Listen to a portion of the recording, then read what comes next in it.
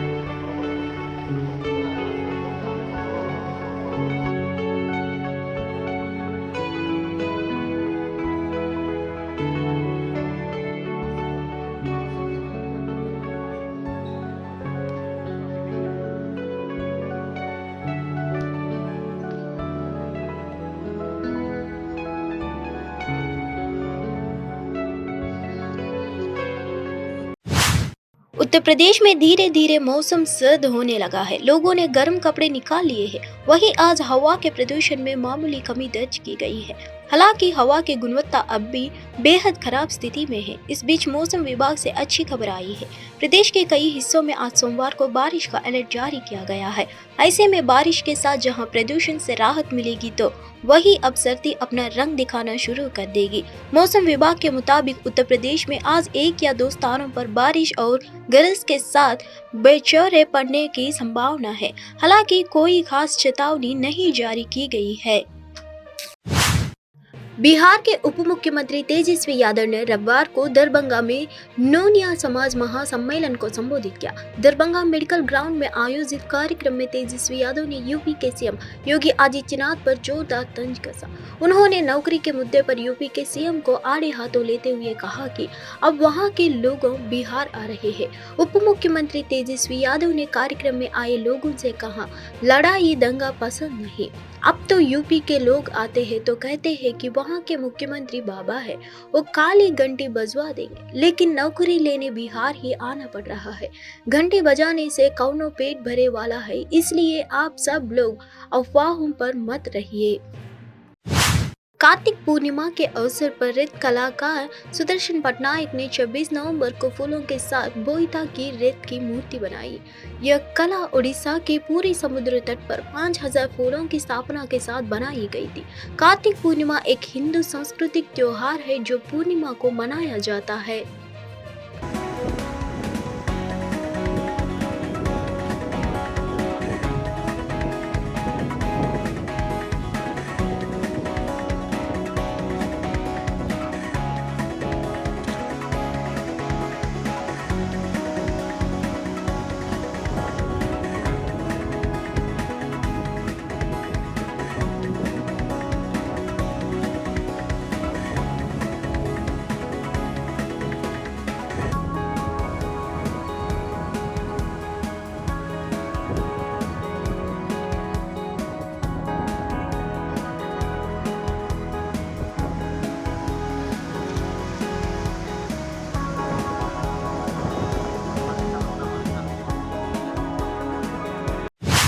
छब्बीस नवंबर को जम्मू में मीडिया से बात करते हुए अपनी पार्टी के अध्यक्ष अल्ताफ बुखारी ने राजौरी मुठभेड़ में जान गंवाने वाले लोगों को श्रद्धांजलि दी।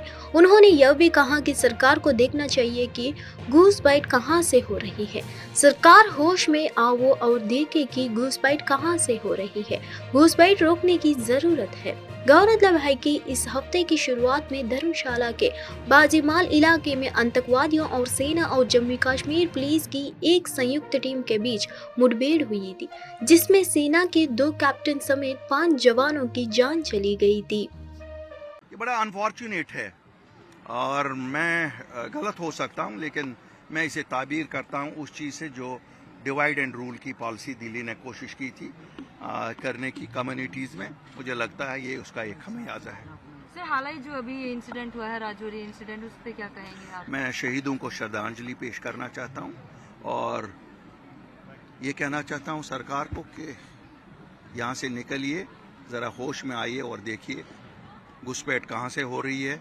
इस घुसपैठ को रोकने की ज़रूरत है। अर्बन और लोकल बॉडीज़ के इलेक्शंस का तो टेन्योर बिल्कुल ख़त्म हो गया और असेंबली इलेक्शन के लिए भी आप डिमांड करते होंगे। अभी सबसे बड़े आपकी क्या डिमांड रहेगी? मेरे भाई किन से डिमांड कर रहे हो? डेमोक्रेटिक मिजाज होना चाहिए। भाजपा का तो डेमोक्रेटिक मिजाज ही नहीं है। अगर डेमोक्रेटिक मिजाज होता तो एक सरकार में ये पार्टनर बने थे ना, पहले तो उनके खिलाफ थे, कहते थे कि ये खानदानीवाद है। फिर जब रिजल्ट निकला तो जाके उनकी गोद में बैठ गए, फिर उनको भी चलने नहीं दिया, सरकार गिरा दी उनकी। उस दिन से तो फुल बैक सीट ड्राइविंग कर रहे हैं। तो उनका जमहूरी मिजाज ही नहीं है। तो आप यही एक्सपेक्ट कर रहे थे उनसे, उन्होंने वही किया। हमें शायद गलतफहमी कहीं हो रही थी कि इन्होंने पंचायत कर दिए, ये सब पे ताना कस रहे थे कि वो जी नेशनल कॉन्फ्रेंस कांग्रेस पीडीपी ने कभी नहीं किया, हमने किया। अब ये भी उसी रास्ते पे, क्यों इन्होंने भी देखा इसी रास्ते अमरनाथ है, बैठो बैक सीट ड्राइविंग में ज़्यादा कोई ना रिस्पॉन्सिबिलिटी ना कुछ है। पहले क्या चाहिए? स्टेटहुड चाहिए, इलेक्शन? स्टेटहुड भी चाहिए, इलेक्शन भी चाहिए, सब कुछ चाहिए। भूखा जो इंसान होता है उसको पानी भी चाहिए होता है, खाना भी चाहिए होता है, उसको सब कुछ चाहिए होता है, ऑल टुगेदर। मध्य प्रदेश की 230 विधानसभा सीटों पर हार जीत का फैसला इलेक्ट्रॉनिक वोटिंग मशीन और मतपत्र में सुरक्षित हो गया है, मगर कांग्रेस के प्रत्याशियों ने मन में कई तरह की शंकाएं जन्म ले रही है। शायद इसी के चलते स्ट्रांग रूम की सुरक्षा के लिए कांग्रेस ने भी कुछ निजी सुरक्षा कर्मी और कार्यकर्ताओं को तैनात कर दिया है।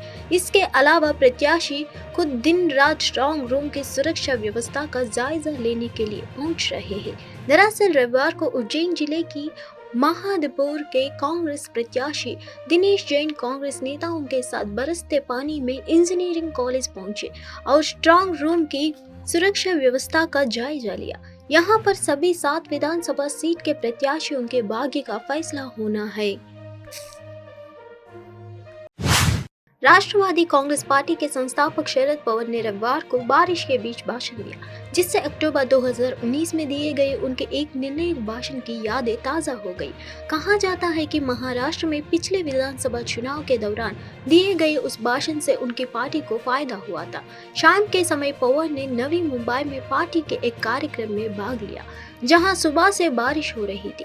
जैसे ही उन्होंने भाषण शुरू किया, हल्की बारिश होने लगी। हालांकि अगले महीने 83 साल के होने जा रहे दिग्गज नेता पवार डटे रहे। उन्होंने बारिश के बीच कहा, आज बारिश के कारण यहाँ हमारी योजनाएं बाधित हो गई है, लेकिन हम वो लोग हैं जो इतनी आसानी से हार नहीं मानेंगे, पीछे नहीं हटेंगे। हमें भविष्य में भी अपना संघर्ष जारी रखने की जरूरत है।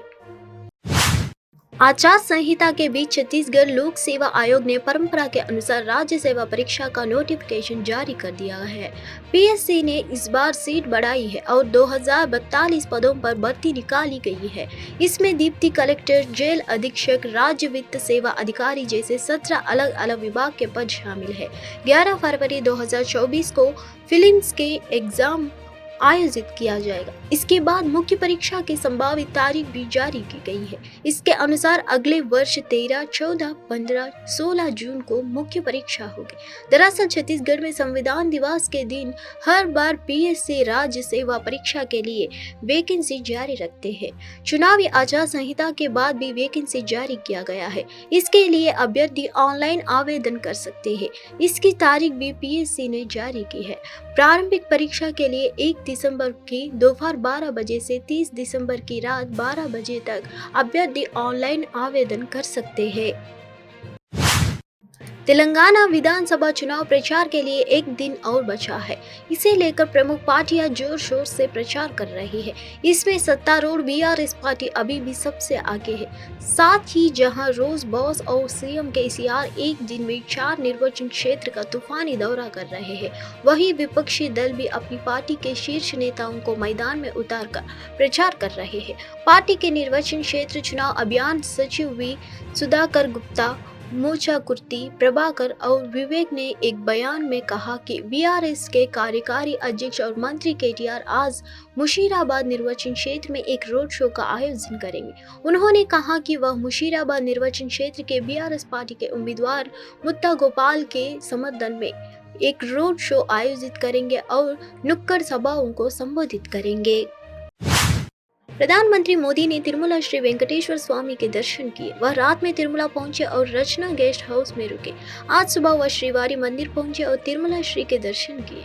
यह चौथी बार है जब नरेंद्र मोदी प्रधानमंत्री के रूप में तिरुमला का दौरा कर रहे हैं। टीटीडी के अध्यक्ष भूमना करुणाकर रेड्डी और ईवो धर्म रेड्डी ने मंदिर महाद्वार में प्रधानमंत्री को स्वागत किया और मंदिर में जाकर श्रीवारी के दौरा करने वाले मोदी को पुजारियों ने रंग नायकुला मंडपम में वेदाशीर्वचन दिया। इसके लिए बाद टीटीडी के अध्यक्ष ईवो स्वामी ने प्रधानमंत्री को उनका चित्र भेंट किया। प्रधानमंत्री मोदी ने श्रीवारी मंदिर और उसके आसपास करीब 50 मिनट बिताए और फिर रचना के गेस्ट हाउस लौट गए।